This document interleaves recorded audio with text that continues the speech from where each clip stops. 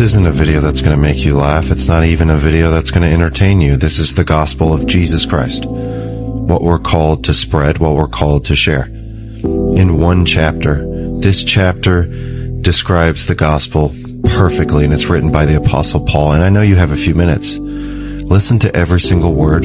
Send this to people. This is what it's all about, and this helps us understand the gospel perfectly. Listen to each word. Romans 6. Well then, should we keep on sinning so that God can show us more and more of His wonderful grace? Of course not. Since we have died to sin, how can we continue to live in it? Or have you forgotten that when we were joined with Jesus Christ in baptism, we joined Him in His death? For we died and were buried with Christ by baptism.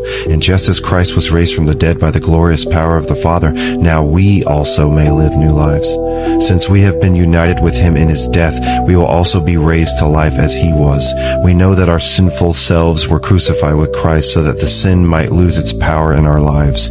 We are no longer slaves to sin, for when we died with Christ, we were set free from the power of sin. And since we died with Christ, we know we will also live with Him. We are sure of this because Christ was raised from the dead, and He will never die again. Death no longer has any power over Him. When He died once to break the power of sin.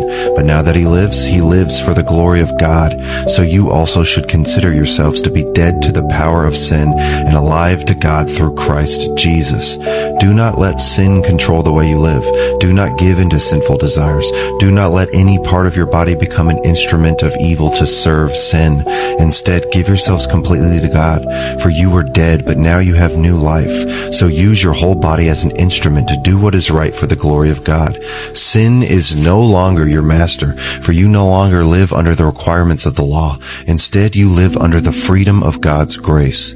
Well then, since God's grace has set us free from the law, does that mean we can go on sinning? Of course not. Don't you realize that you become the slave of whatever you choose to obey? You can be a slave to sin, which leads to death, or you can choose to obey God, which leads to righteous living.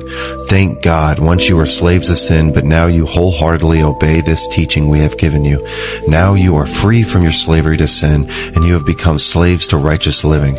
Because of the weakness of your human nature, I am using the illustration of slavery to help you understand all of this. Previously, you let yourselves be slaves to impurity and lawlessness, which led ever deeper into sin. Now you must give yourselves to be slaves to righteous living, so that you will become holy. When you were slaves to sin, you were free from the obligation to do right. And what was the result? You are now ashamed of the things you used to do, things that end in eternal doom. But now you are free from the power of sin and have become slaves of God.